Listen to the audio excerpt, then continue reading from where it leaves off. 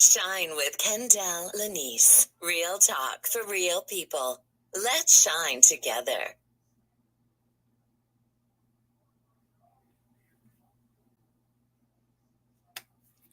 All right, all right, all right. I'm so excited to have this show uh, right about now. I am, so give me 1 second. So, traditionally, this is a audio podcast, right? And it's so important that we have these kind of conversations, and a lot of people learn differently. Everybody doesn't learn the same way. So it's so important to be able to have these shows where some are audio listeners and some are visual listeners. And I'm over here trying to do both. Y'all know season 11, this has been an audio podcast, and then I have my talk show on my YouTube channel. So I'm trying to do everything right now. So just bear with me. Shine with Kendell Lenice. Real talk for real people. Let's shine together. All right, y'all. So welcome to Shine with Kendell Lenice. I'm so glad that you are here. Y'all, this is 11 seasons of Shine with Kendell Lenice. I am so grateful and thankful for your continuous support of this podcast. It's amazing to be here 11 seasons when you see a lot of podcasts come and go, and I am still here. So I am grateful and thankful. And to my audio side, please, if there were any hiccups, I'm trying to do both at the same time. So if you got a little dead air or space, I apologize for that in advance. All right, y'all, we're talking about relationships in the 11th season of Shine. Now, I asked you guys what you wanted to talk about. Last season, each season there is a theme for Shine with Kendell Lenice. I believe in being intentional and giving y'all what you ask for. So it was an astounding relationships when it came to season 11. So that's what we're going to talk about. And we're going to hear the journeys as you've been listening to this season, hear the journeys of a lot of women and men. So far, you saw women. I have men coming up too because I believe in being fair and hearing both experiences. But as always, we're going to start with this week's life note. All right, it's time for this week's life note. All right, I know my audio side is like, what is she doing? We like to be by ourselves because she goes right through it and does it. So I apologize for that. But I wanted to talk about for this week's life note. So what is a life note? It's a quote or a saying that will get us through this episode and the rest of the episodes. This life note is simple. How can you love somebody else when you don't even love yourself or don't even know how to love yourself? This is this week's life note, and it's simple because it brings me to my guest. So my guest today is ReGina, and I want to make sure I say her name right, Smithwick. And she is a certified life coach, author, and entrepreneur. I just want to read a few things about my guest today because she is doing major things. And I'm pleased to have her on because when I saw what she was talking about and I saw what she was about, I was like, I got to have her. I have to figure out a way to have her on season 11 of Shine as we focus on relationships. And when she said that I didn't even love myself, and she talked about um, a breakdown to a breakthrough, and she talked about mental health and all of these things that are so important when you're entering a relationship, right? Because a lot of times when you go into a relationship, you're trying to get or receive something unwillingly that you don't have. And that's why you're looking for those things. And a lot of times, most of the times, those things are within you, those attributes that you're looking for. And for her to be able to come to that conclusion, I think that that was huge. And that was really big of her to be able to open up, because she said she was living a lie. And she was lying to the world. And we're going to find out what she was talking about in that case. But let me just read some of her bio. ReGina Smithwick was born in Harlem, New York, raised in Mount Vernon, New York, via Teaneck, New Jersey. She now resides in Winterville, North Carolina, with her 3 children. She is a founder of ReGina Smithwick Enterprises, LLC, a professional organizer, certified life coach, the creator of Let's Talk, a talk show and podcast, a motivational speaker and author. She attended Virginia State University and received her master's of science degree in organizational leadership from a national university. She is also a proud member of Zeta Phi Beta Sorority Incorporated. So right now I want to introduce her, and I'm trying to make sure everything is good. So you guys know this is different for me to do this, but without further ado, let me bring on my guest, ReGina Smithwick. All right, now. Thank you for the nice intro.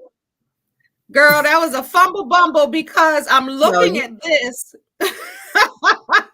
I'm looking at my my computer for let me just be candid with you. I'm looking at my computer that I do my audio podcast on, right? Mm-hmm, and I'm so focused because I'm trained, obviously, to look at the camera, to speak. This is what we're doing, the talk show.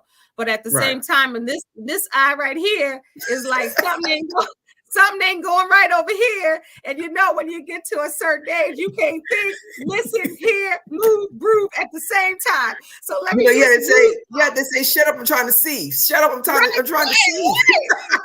Now, listen, I know my normal viewers is like, what's going on? My listeners, because you know I'm usually devoted to them and all of their attention, so they get it right away. So now I'm like, Lord have mercy.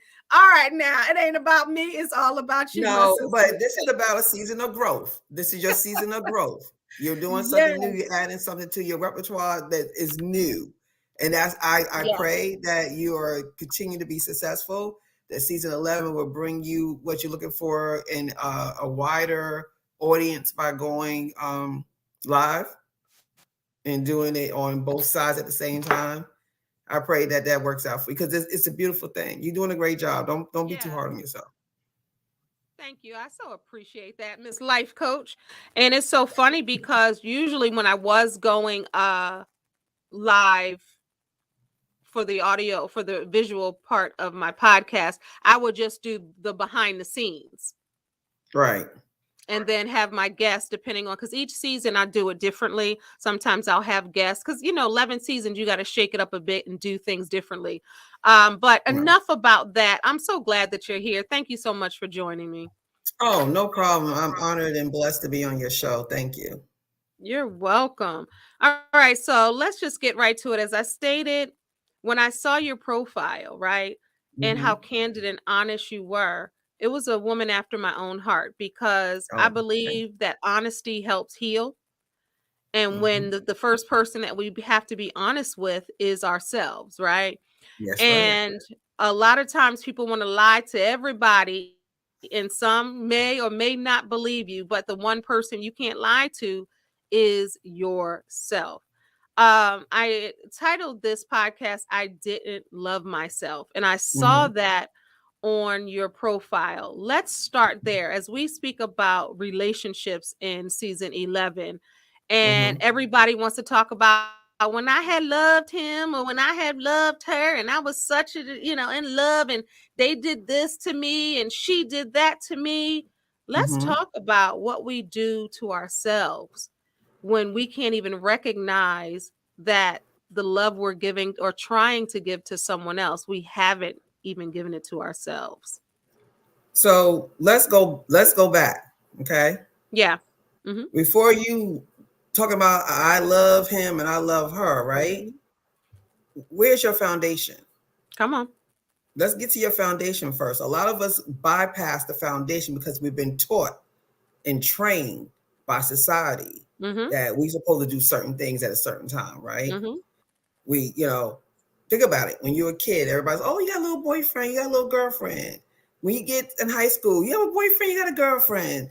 Oh, you're in college, you're going to get married. You get married, you're going to have kids. Like everyone has this set plan for your life, and you're just following just like a little lost puppy and not asking questions like, is this what I really want? Is this who I am? And a lot of times when we don't have a strong foundation of who we are, we build it on having somebody else love us. We don't even think about loving ourselves. How many times people ask, or you ever ask yourself, who are you? Yeah. Who really asks themselves, or whoever asks you, who are you? Yeah. A lot of us don't even know who we are. So how are we in relationships with people when we don't even know who we are, but we expecting these people to love us? We can't even tell them how, so we don't know who we are. Then you wonder why you got all this conflict and you bumping heads and you doing all this divorce after divorce after divorce. It's not the fact is he's a bum or she's crazy. It's the common denominator, you. So we got to build that foundation to understand who we are before we start going out there loving someone. Absolutely. Or she's the bum and he's crazy. Like, let's switch that, because women get the crazy when someone may not understand or they can't articulate what they're feeling. So they don't know how to express themselves. Exactly. Right. Exactly. So, but all of that goes to say you need to know who you are. In all facets, good, bad, and uglies. You need to know what you're dealing with before you go out and give it to someone else. And that's where we have a problem with. And a lot of times that comes with validation issues, low self-esteem, people pleasing, all of that wrapped up. A lot of times you need validation. You need someone to keep telling you that they love you because you don't love yourself and you don't know how to get it from you. And you drain somebody else by asking them questions. So build your foundation. Who are you? Who are you? Yeah. Even this, I had a event a couple of weeks ago. It's called The Awakening. And one of the things I asked my audience was, do you even know how to date yourself? Do you even know what you like? Yep. Do you know how to take yourself out and enjoy your own company? Yeah. Have you ever been out by yourself to go eat or go to a movie or go to a museum? Have you ever done that? Most of the audience have not. Because we're not trained to go and enjoy ourselves. We are asking other people to make us happy all the time. Yeah. And then we don't know how to make ourselves happy. So take yourself out, learn what you like. So when you date someone, you'll know what you like, not what he gives you. See, that's where the problem lies. You start. What your mother would say: don't start now. You don't want to keep it up. You got to start. So you got to keep it up. So if you already start that from the beginning of a relationship, that's how your relationship's gonna go. And then when you shift, they're gonna be like, "What's wrong with you? What happened?" Like, no, I just end up learning who I was, and now I don't like this no more. And that's why you got a lot of issues in relationships, because people finally get tired of being, like you said at the beginning of the show, not knowing who they are, or lying to themselves. Yeah. It's so important. That's so powerful, because I tell my clients that, and when I go speaking, and if I'm talking about relationships, because as a speaker, you speak about many different things. And I ask the same question, and it's so interesting because I take myself on date, like everything that you said people don't do, I do that, and I'm sure you do as well. But you're absolutely right. There are a lot of men and women that are afraid to be with themselves longer than 10 seconds, right? They don't want to take themselves out to eat. They don't want to discover new things with themselves and find out what they like, what their taste is, what they dislike.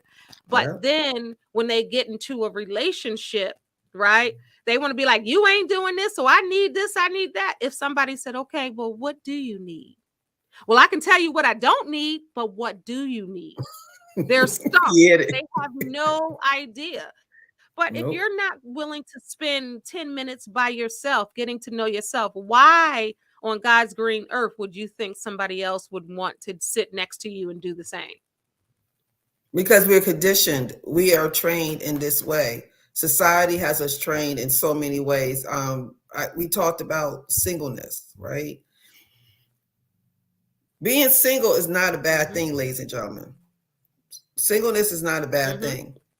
A lot of times we are trained to say you're lonely if you're single. That's not true. That's so not true.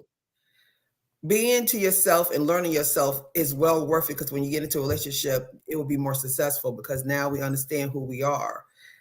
Sit in singleness and understand the life lessons that need to be learned in that season. You know, I'm a believer, and singleness is all through the Bible on how you're supposed to appreciate that time to get closer to God and to understand who you are, because he even knows when you get in a relationship, your time is going to be split up because now you got to focus on someone else in your life, right? Man, we don't take value of that. Let me just pause you for a moment. In church this past Sunday, that's exactly what my pastor was talking about, almost like verbatim what you're saying. So and it's so true. It's so true. I just had to stop you for a moment. I'm like, she's saying the same thing. It is. And I had to learn that through my breakdown, because my breakdown started off, God gets you where he had to hit you in your pockets, I call it, right?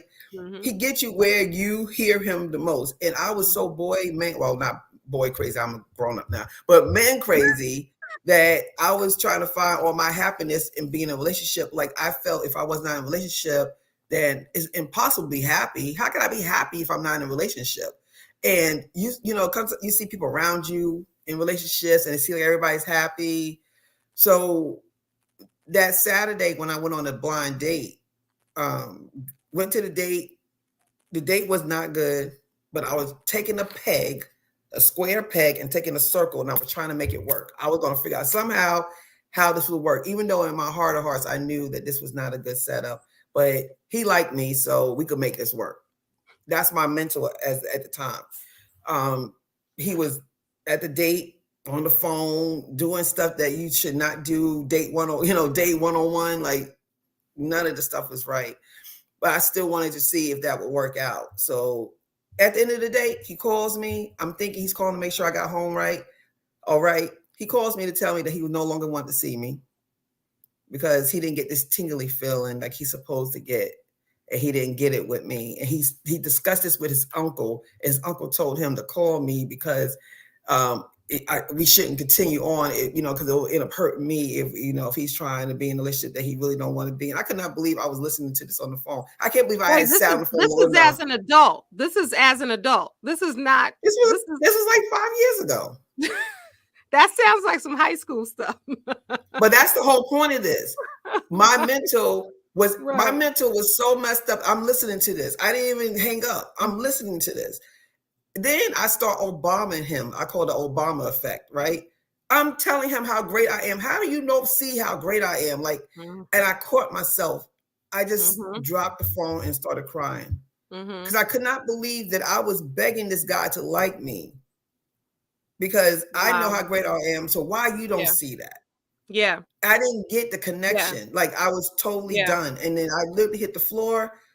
I just lost it. I was on the floor all night. I was praying. I was crying.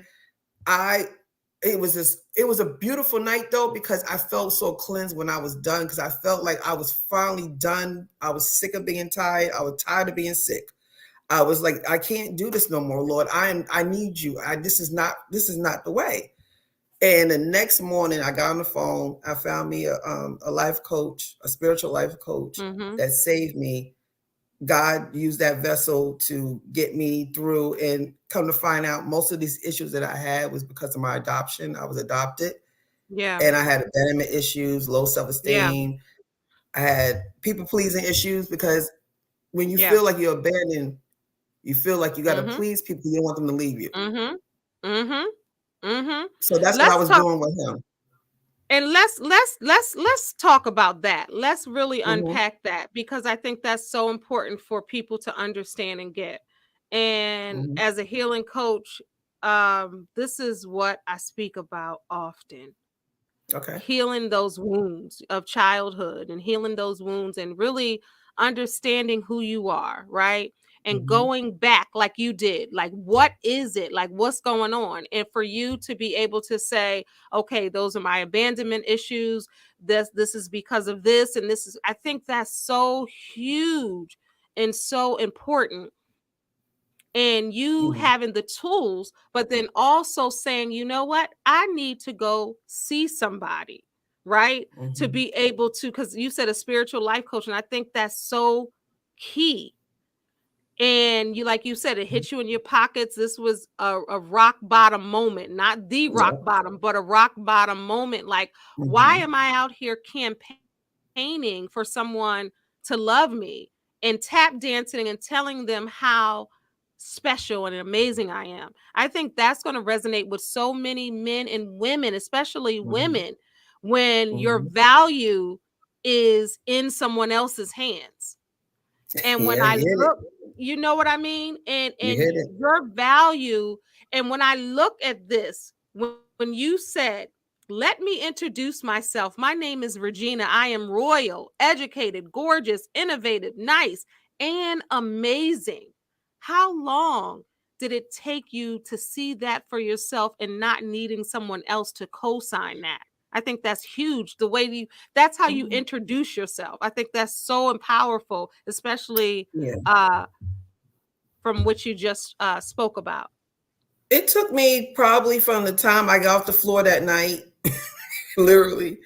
It took me a good about 6 months because I really took this seriously. Like when I decided to do this, I just surrendered to him. And when I did that, I was able to receive. And so everything came at me. I soaked it like a sponge. I soaked it because I knew I could not do this no more. And I needed to make a change. And so I was not resistant at all. So it came a little quicker because I wasn't trying to push back. I was like, I'll do anything you need me to do. So I'm like, I can't do this no more. I was so tired of living that life. I was so tired. But, just finding out the reason made so much sense. It just feel like the skies open up when I really, because my adoption was my adoption. I was 6, 7 years old. I didn't think it even affected me. I didn't even think it was even a part of me like that. But I didn't tell nobody though. Only my immediate family knew I was adopted. I never told anyone I was adopted because I thought that I would get teased because people would tease you. They'll use that as arsenal because they're like, okay, your mom and daddy left you. They ain't love you. So how valuable are you if your own mommy and daddy didn't? Right. That's the way I thought as a child. And I took that childlike thought all the way till I was 50 years old because I didn't tell people till I was 50 that I was adopted because I found my family in this whole thing I was doing. So that was in September. That January, I went ahead and did the test to go ahead and find my family. So that was only 3 months. So I went to find my family and I met them in March because it takes about 6 weeks to get the results back.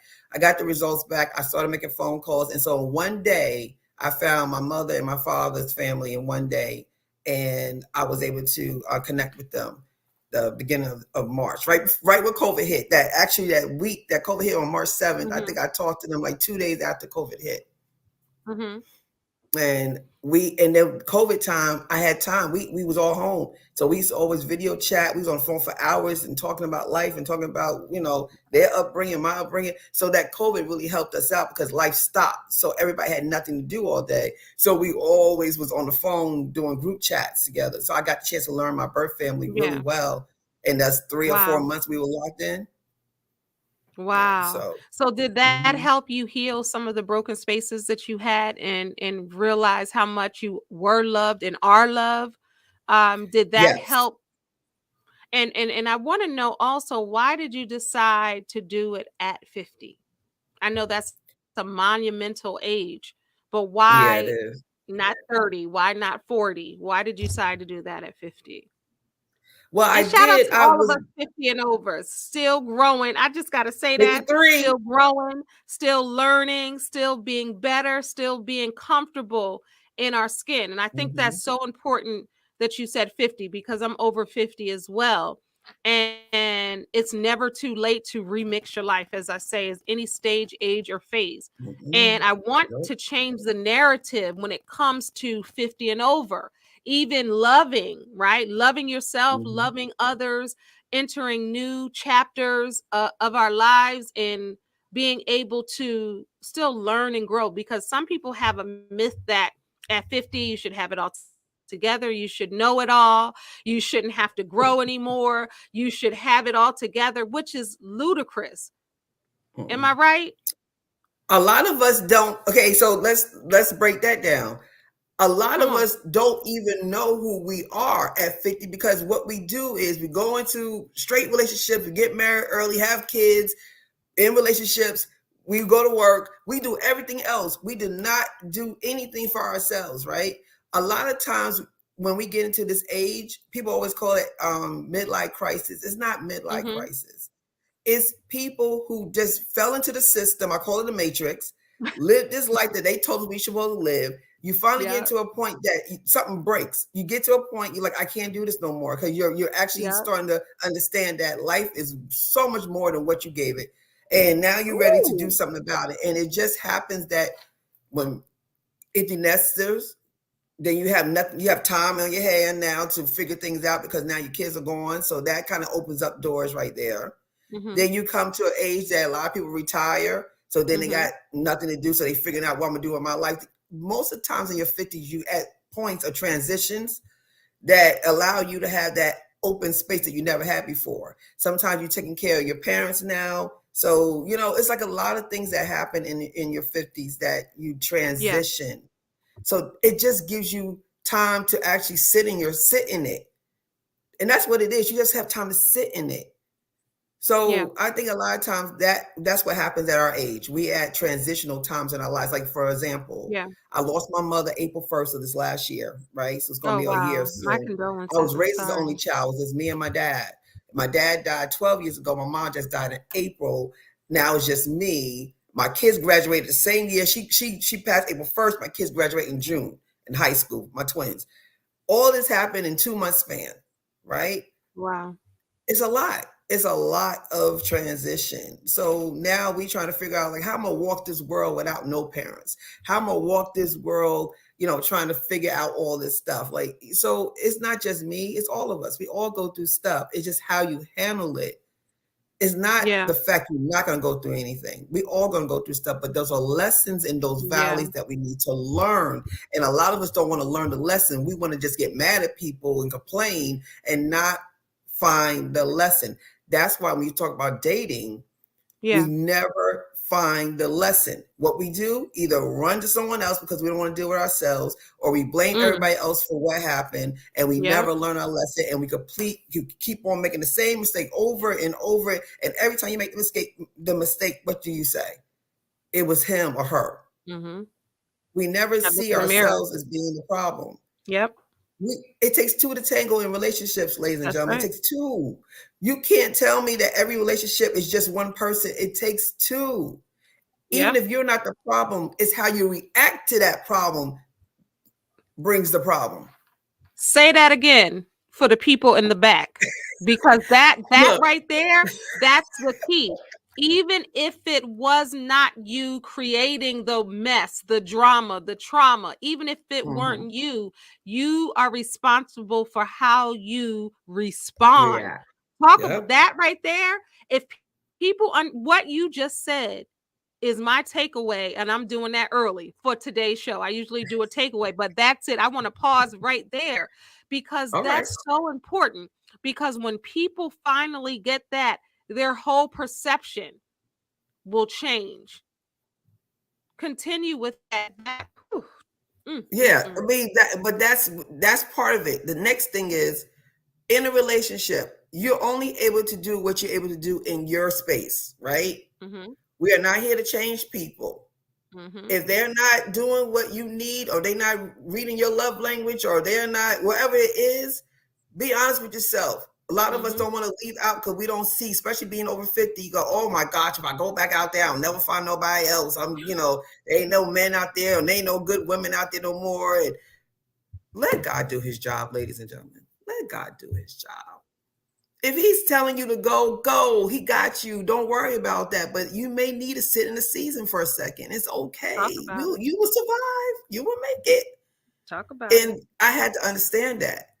And I was single, oh my gosh, for like almost 4 years. And I was good.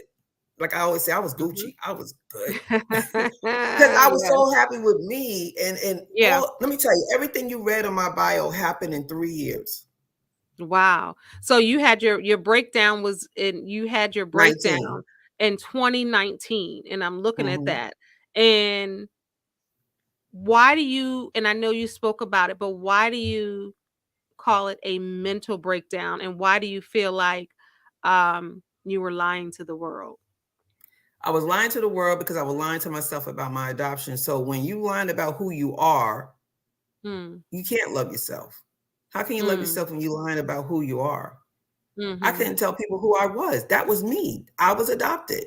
I had first of all, the space I was in, I was all out of it. I was so out my lane. There was 2 people who decided to have me. I had nothing to do with that. I had nothing to do with that. I never was upset. I was never upset with my mother. My mom did what she had to do because the situation she was living in, it would not been good for me. And my siblings to this day told me that. They said, Regina, we love you. We wish you was in our lives earlier, but the opportunities that you had with your parents and the abilities and things you was able to do, you would not been able to done that here. So I'm glad I have you now, because I wouldn't want to rob you from what you received. And that's love. That's unconditional love. When your siblings can tell you, that's love. My siblings love me. I'm the baby. They was always say, I would love to have you, Regina, but what you have, you wouldn't have it here. Wow. But look at God. Look at God, how intentional that is. He really worked that out. And 4 parents, it took 4 people to make me. Wow.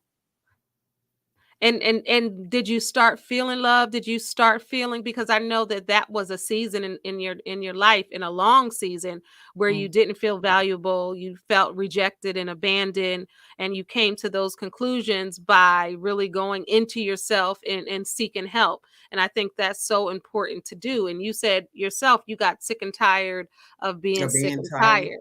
And that's usually when people make that shift. And did you feel yourself like, okay, I need to make a shift? Did you know what that looked like before you did it, or you just knew you wanted something different? I just knew I wanted something different. So let me explain a little bit about adoption. It's 2 entities. It's 2 separate things, right? I had great parents. I had a great life. I was raised. My family is the bomb. Like, I had a great life.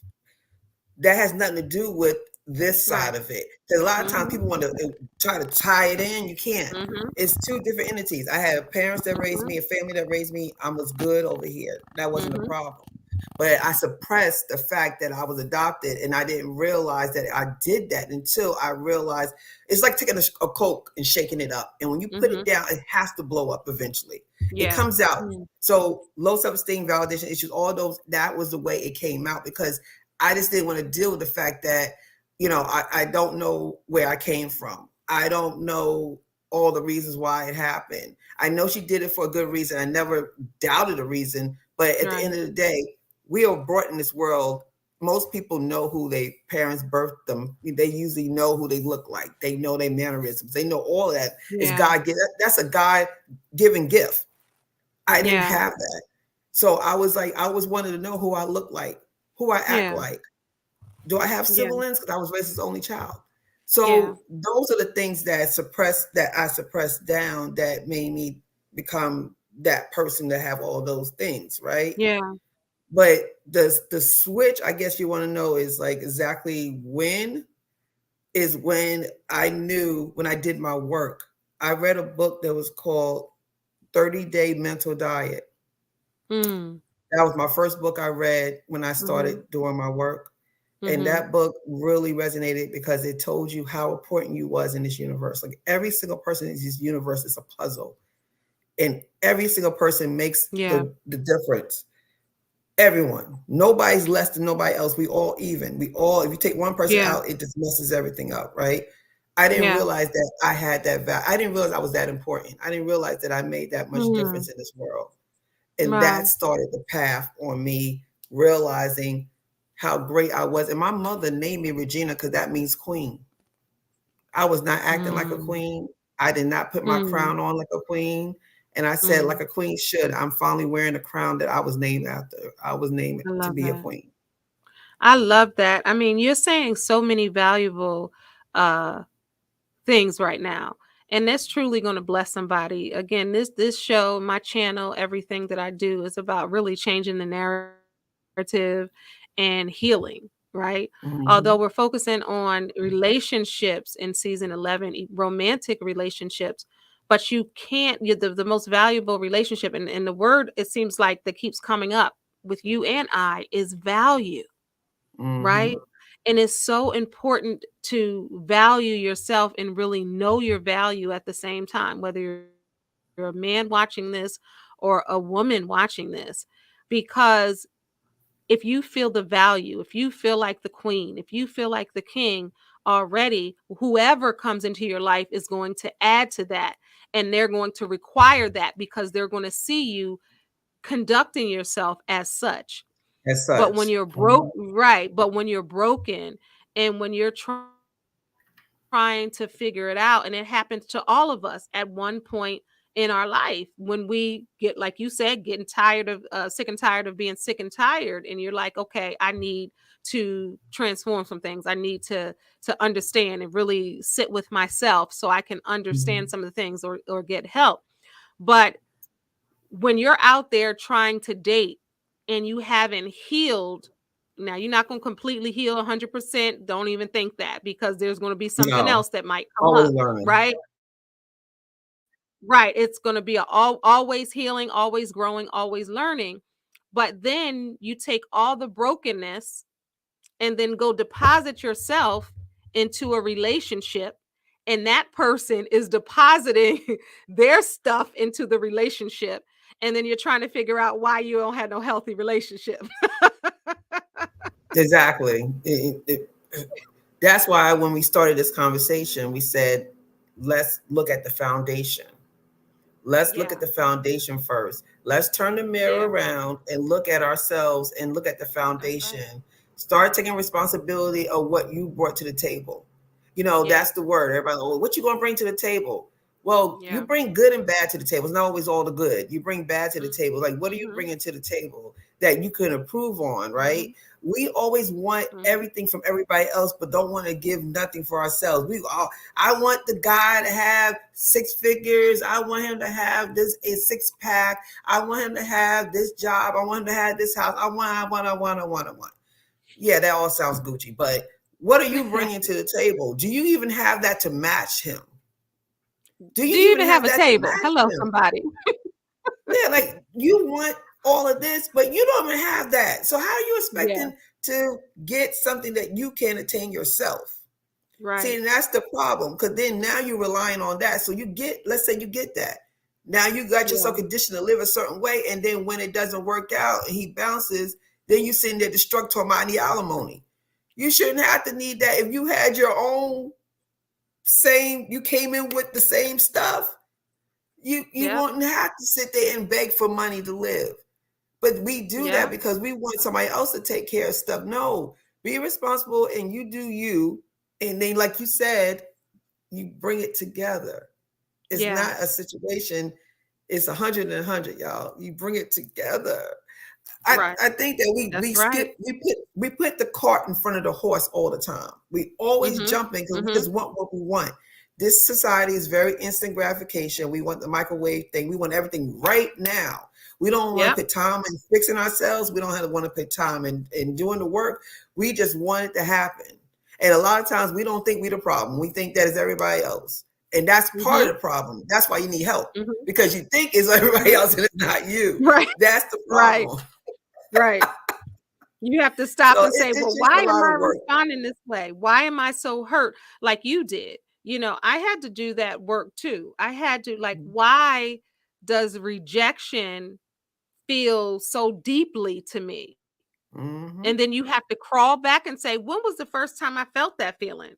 Like who And that who hurts. was on the other end of that that and I felt that, was it childhood to think. And I think that that's so important. And a lot of people don't trace their tracks.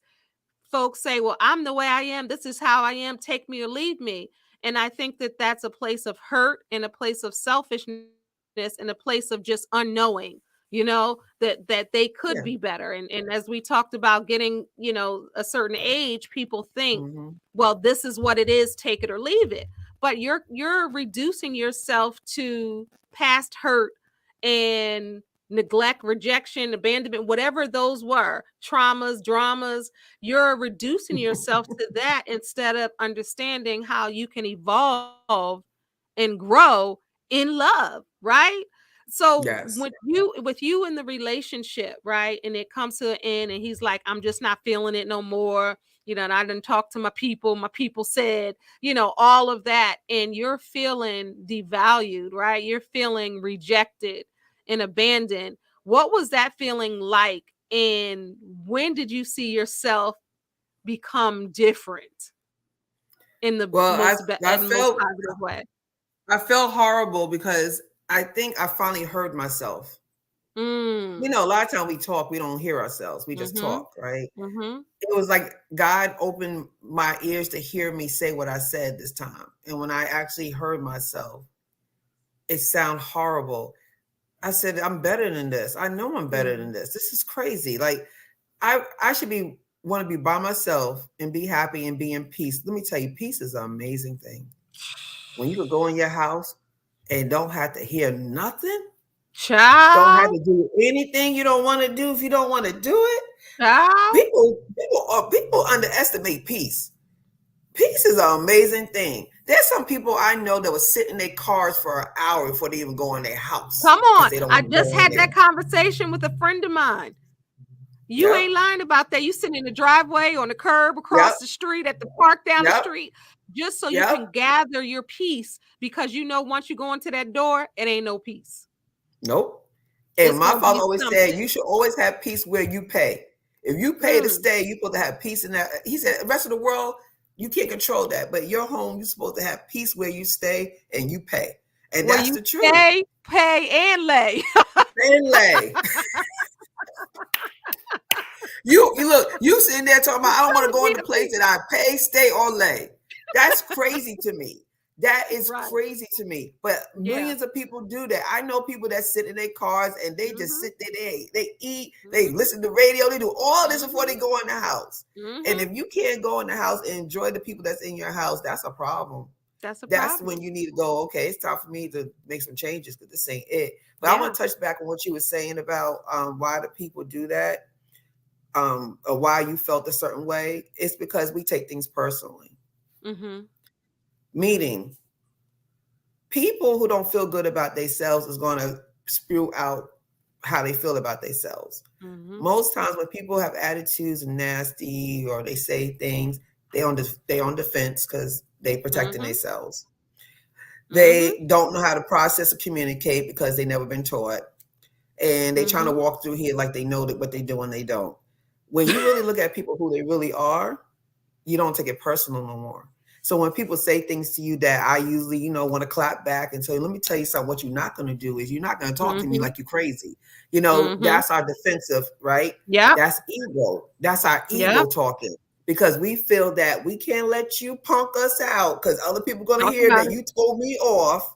And you ain't going to punk me out. So I'm going to make sure they know I got you too. So we get that head swapping and popping and clapping and doing. Yeah, we pointing at you and telling you we got to do it all in style and you got to do all this. That's all defense mechanisms, because we don't feel good about ourselves. When you feel good about yourself, when you love yourself, everything goes over your head. Think about people like Mother Teresa or Gandhi or Nelson Mandela, that they never get upset. They always even kill. It's because they got it. They learned their assignment. And they understand that people are just people and we can't take it personal. And don't get me wrong, it's hard to break those bad habits because we think we got to kind of defend ourselves. But if a person says something, think about it like this. They're not happy who they are. They're not good who they are. Pray for them because they're not good. It got nothing to do with you. What they's doing got nothing to do with you. They just giving it to you because nobody else is listening. Yeah. Because you know how they always say the closest person to you is the one that usually get most of the brunt of everything. That's the reason why. Yeah, it is. Yeah. We take things personal. So when someone says something to us and we don't like, he was like, well, what I do to deserve this, or what I do, I don't understand why I didn't do it. You dealing with a person who could be a narcissist, or you dealing with a person who just not happy and they want to make sure you ain't happy because they ain't happy. People like that all the time. All the time. So you just dropping gems and saying a mouthful. And it's speaking to the audience because it's speaking to me, right? And I know if it's speaking to me, it's speaking to them. And some may be watching live or the playback later, and they're going to get value. Again, that's the word for this episode, really, because value is so important. They're going to get value in this because there are plenty of times I can think about times I've been defensive because I don't know how to respond exactly, right? And I don't know how to respond because my little itty bitty feelings are hurt. So then you respond in a way that may not be thought through because you're thinking with emotion and being defensive. Was that you too? Yes. Yes and yes. And even now I got to catch myself. Like you said, you're never always perfect. My definition is doing the work is you're able to detect when it happens and you're able to pull back and go, oh, I'm about to go there. Let me just shut up. That's doing the work. Doing the work doesn't mean you're perfect. Right. Doing the work don't mean that you're going to get it every time and you're going to be perfect the rest of your life. Doing the work is now you could actually pay attention. You see it coming because you did your work.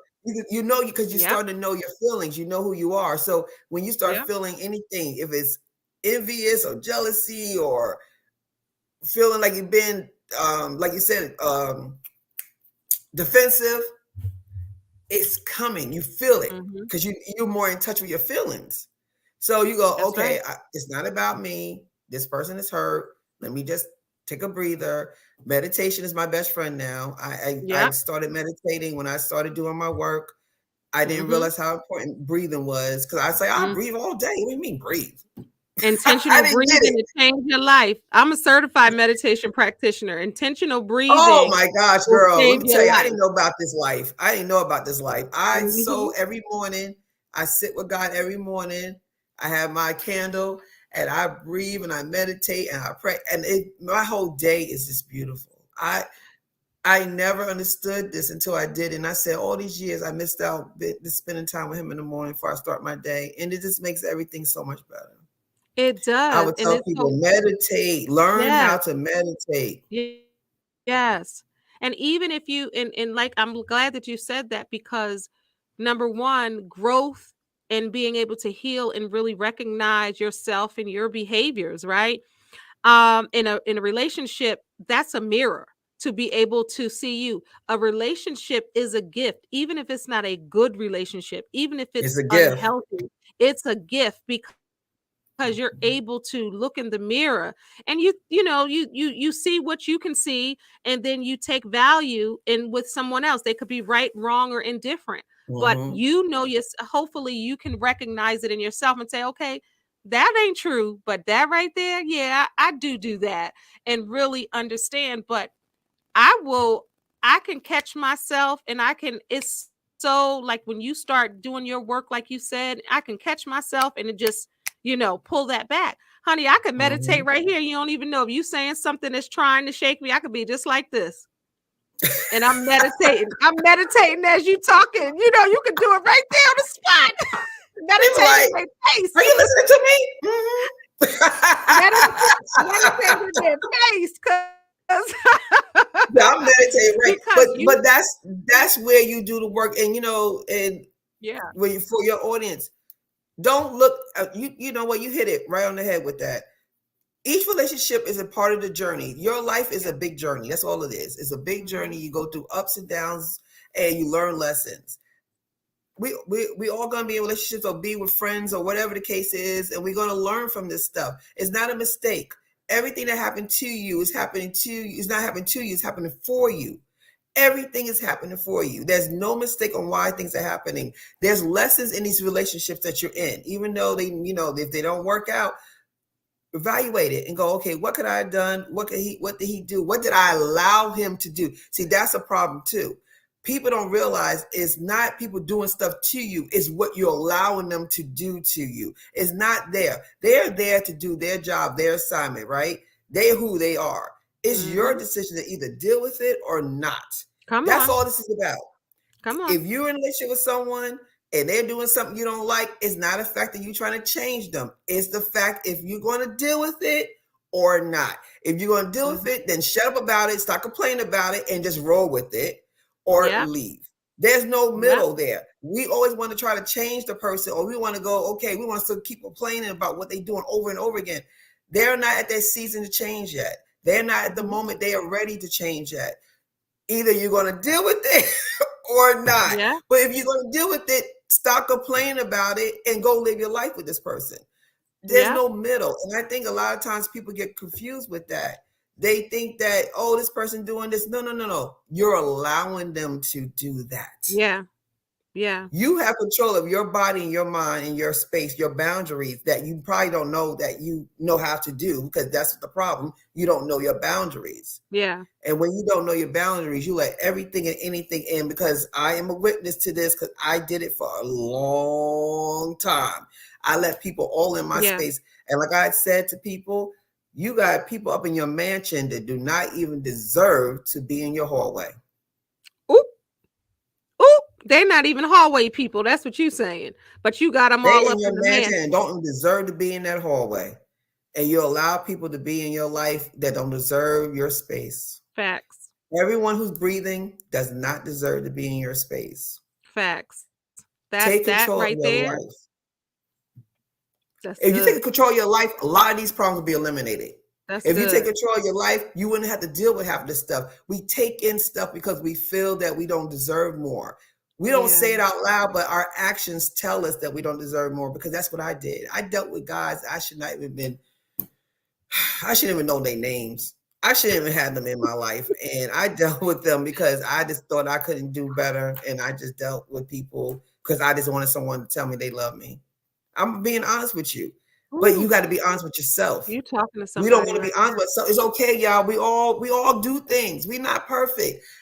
And to answer your question from earlier, the reason why I feel I can tell everybody this now, because I know who I am now, and I know that I'm not perfect. I know that I'm a work in progress, and I want people to understand that, because I want people to come out and realize you don't have to be perfect for people. Stop worrying what people are going to think and say about you. We all have something. We all fall short. Nobody's perfect. Yes, I have people pleasing issues. Yes, I had abandonment issues. And what? You got something too. We all have stuff. That's right. It's but not right what mine is. That's the power, though. But that's the power in taking it back, and you're taking the power away that someone thinks that they have, and it's really the power that you possess inside, saying, you know what, I did have abandonment issues, I did have rejection issues, I didn't want a piece of man because I felt like that's all I can get and I didn't want to be by myself. You're setting yourself free, and you're allowing other people to be set free, because they're going to say, if ReGina can sit there looking pretty and saying these things, and she looks confident, she looks like she has it together, and if she went through that, then what I'm going through, I'm going to be able to overcome that. How do you approach a relationship now in this space that you understand your queendom, right? You understand that you are gorgeous and confident and creative and this amazing woman. How do you approach relationships in this season of life, being this ReGina? And what would you tell the old ReGina? Oh, good question. In this season right now, because I haven't dated, in a long time, that I'm really more conscious of being intentional because I know that I'm good by myself. So it's not a situation that the whole way of going in relationship now is totally different. I need to know the value in this relationship. I need to know where it's going. I need to let you know what I'm about. Oh, by the way, I'm not doing this, and that before I get married. By the way, if you can't deal with it, that's fine. I'm good with that. Now, it was nice meeting you. Now, like, I don't even know what this and that is, because it's been so long. I'm talking about I'm not sleeping around. I'm joking. That's not happening. That's not happening. I'm teasing. I'm teasing. No, I can tell you now. But I mean, I'm good with me, and I know who I am, so I could tell you exactly what I'm going to do and what I'm not going to do, and you let me know if that's okay with you. If it's not, be honest, because it's going to eventually come out anyway. So, I'm more like this now.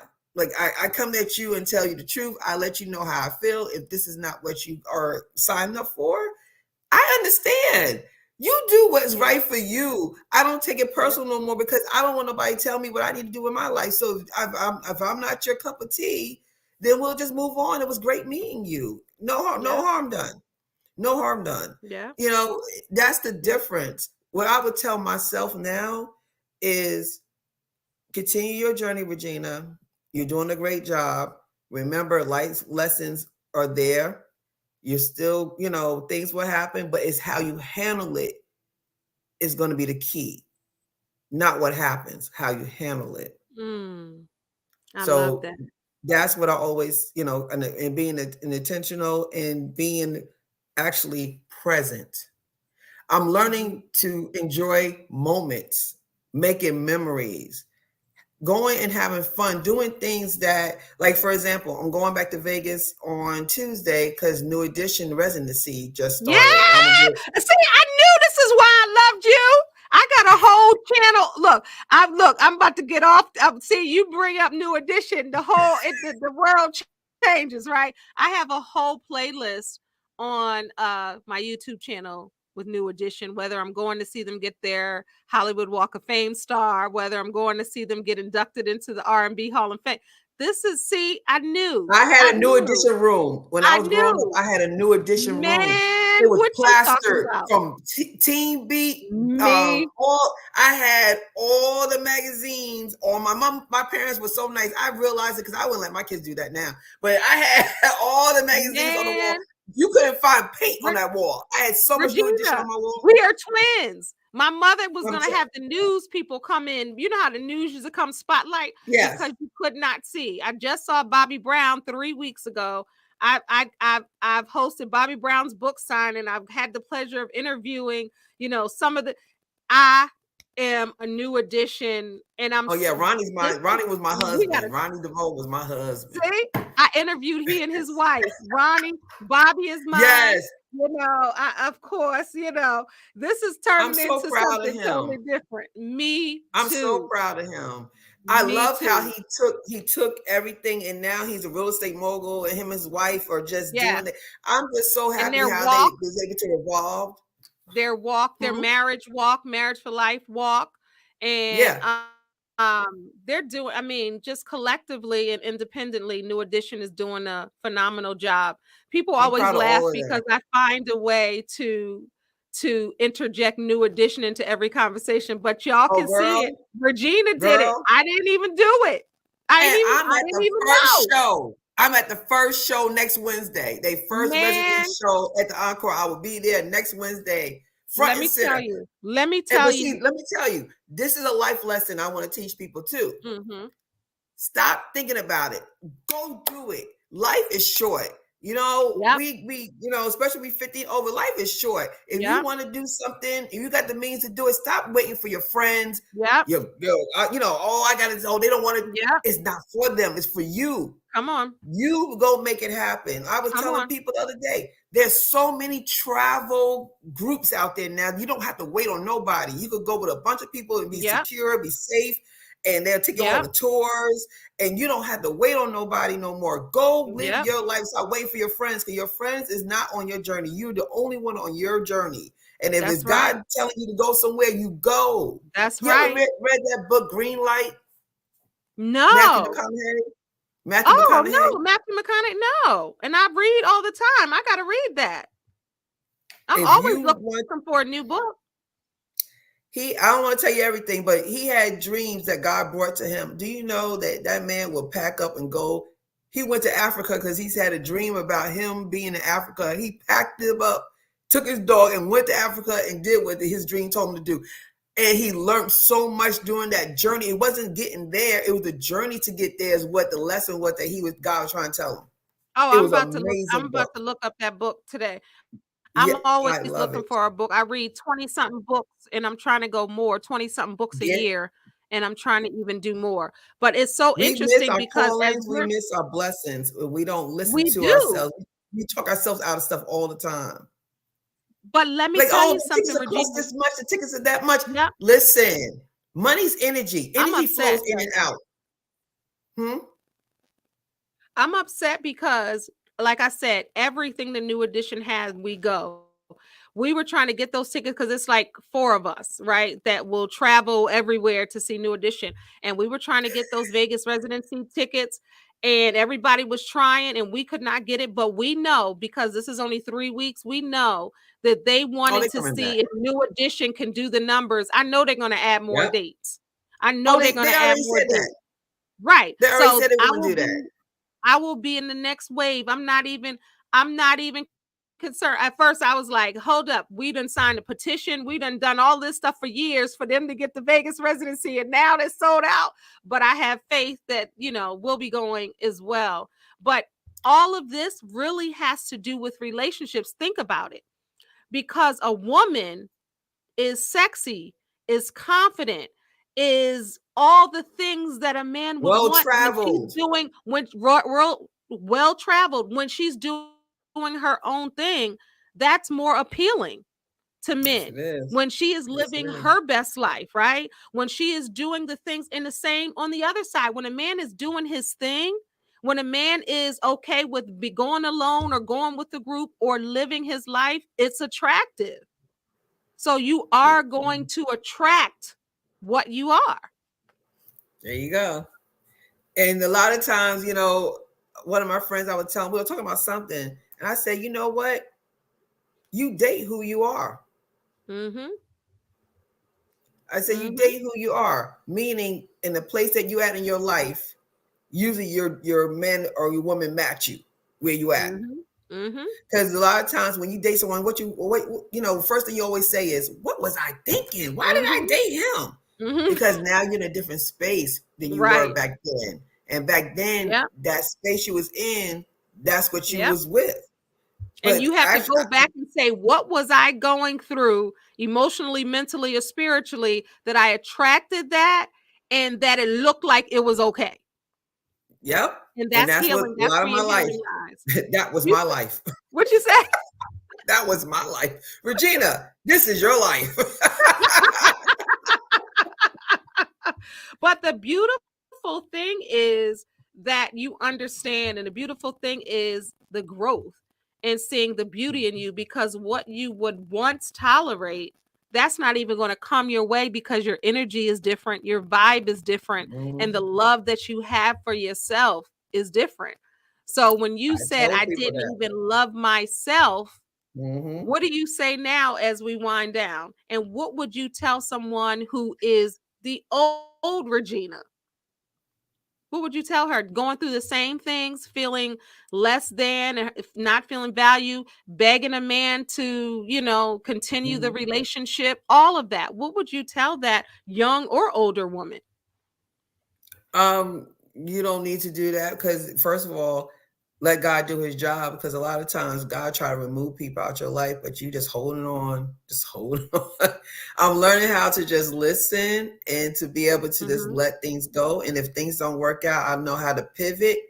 I know how to reset. Nothing's a failure. Everything is a purpose and reason. Failure means doing nothing. That's what failure means. When you do something, you don't fail. You just got to repivot and readjust. And that's it. So I would say that to me. Don't worry about it. Just keep pushing, learn that lesson, and move on to the next thing in your journey. Your life is a journey. It's just part of it. I don't take things personally like I used to. So everything that happens, even if it's not quote unquote good, but like I said, I don't think nothing's bad or good. It just happens, and then you just learn how to deal with stuff. None of it's wasted. I love that, because none of it's wasted. No. God is always in control, right? And he knows what we're going through. And even when we don't use our discernment and he's trying to stop us, or bring something to our attention. If we got to go even the long way, God is still in that long way. But what are you learning as you're going through that and as you're growing through that, right? Yeah, and you got to stop yourself sometimes and soak that in. Yeah, sometimes you got to stop and soak in that lesson, because sometimes, you know, you want to convert back, and you got to, that's why I say you do the work. You got to sit still. Sitting still is a good thing. Silence is a great conversation. Not responding is the best conversation ever. Oh, I love it. I agree. It is, because sometimes I just blink at you. I think you my long lost sister or something. I'm thinking that. It's like I said, it's a lot of work, but it's worth it. It's really worth it. But I love that, even, you know, over 50 getting this, and I wish that I would have got these things and everything in due time. And just imagine if we got these lessons right in our 20s and 30s. I said the same thing. That's why I want to talk to these we'd be some bad mama jammas, even more so. I told when people see all the stuff that I did, and I have a vending company business too. I didn't tell you about. I own vending machines. Now, I want to get into that business. We're gonna have to talk, y'all. Yeah. Y'all gonna be listening. We I said in 3 years, I opened 3 businesses in 3 years. I'm telling you, that's why I want to reach the youth, because if I could get at y'all and other people could influence you to do this stuff in your 20s and 30s, y'all be multi-millionaires, and not just money-wise, abundance-wise, meaning your health, your wealth, your mental, and your spiritual. Everything will be in abundance when you go in line and line up with your purpose. We don't know our purpose. We want to be in love, but we don't even know our purpose. God brought us all here for a purpose, not just to be in love. And to have we all supposed to be here for a purpose. And a purpose partner. Yeah. But a purpose, when you talk about a partner that the Lord is bringing you for purpose, it's not going to be always your type.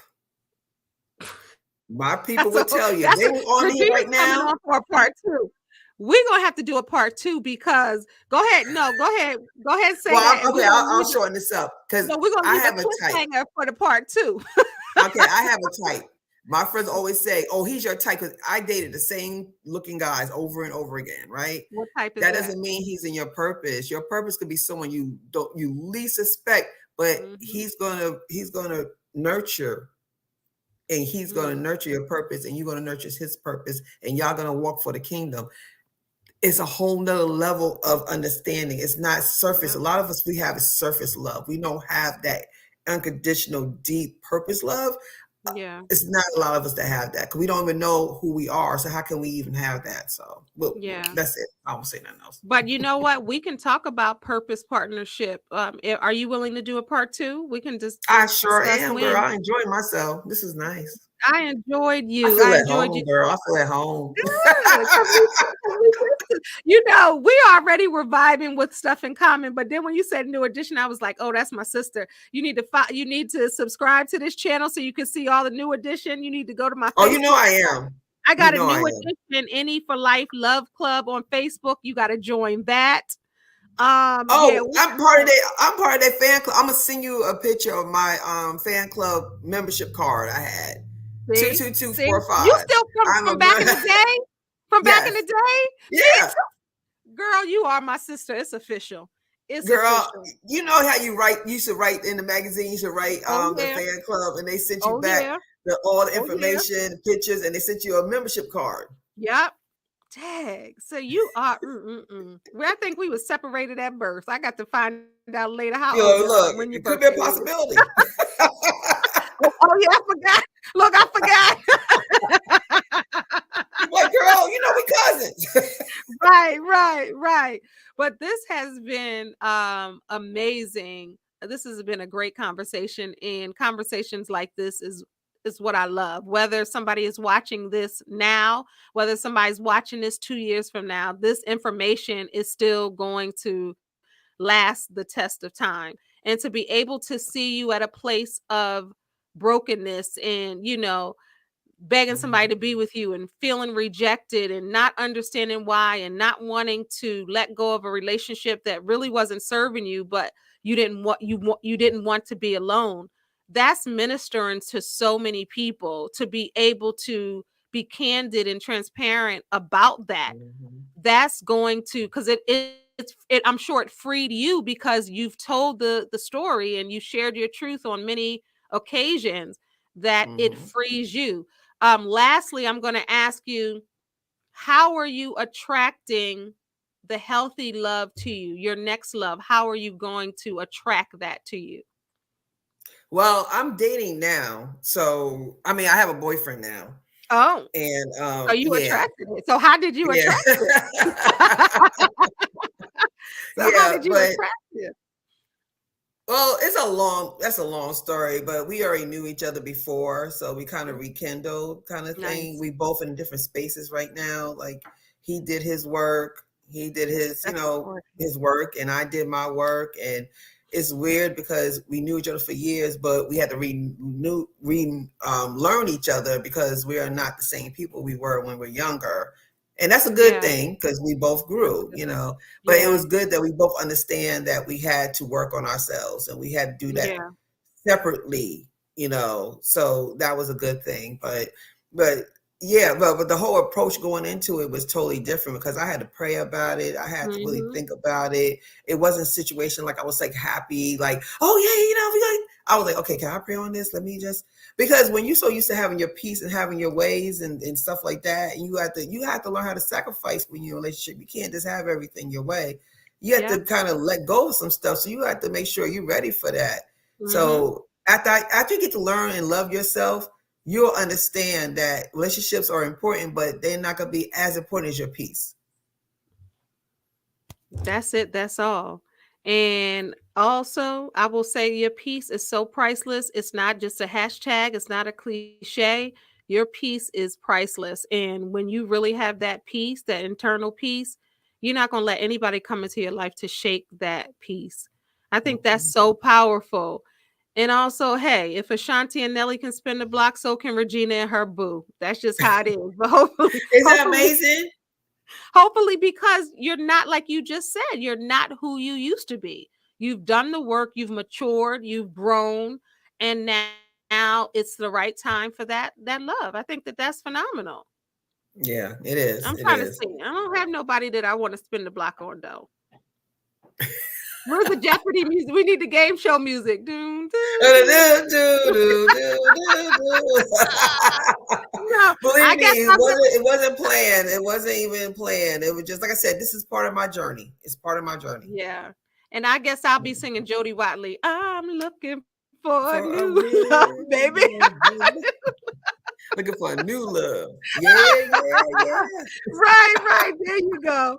But this was so good. We're definitely going to do a part 2. If you feel like this has blessed you, please bless someone else and share this video out. Don't be stingy. And if you don't subscribe to my YouTube channel, please do so now. It's all about changing the narrative, education, elevation, and entertainment on my YouTube channel. And with Shine with Kendell Lenice, it's about giving people the tools, sharing stories with you, and life coaching at its finest to be able to help you through your life. And if you can avoid some of the pitfalls that maybe ReGina and I have had to help you along your journey, then this episode and this show is well worth it.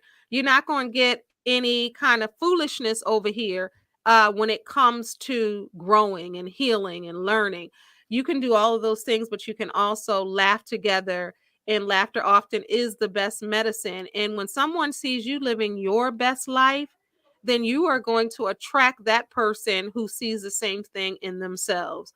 So the first order of business is to love God and love yourself. And as I used to tell my daughters when they were little, the rest will follow. Thank you, everybody, for watching. This is ReGina Smithwick, and this is Shine with Kendell Lenice. Remember, you are a star. Don't allow anyone to dim your shine. Until next time, God bless y'all. Peace. Thank you, ReGina. Oh, quickly. How can the people get in touch with you? I'm sorry. Oh, no, you're good. You're good.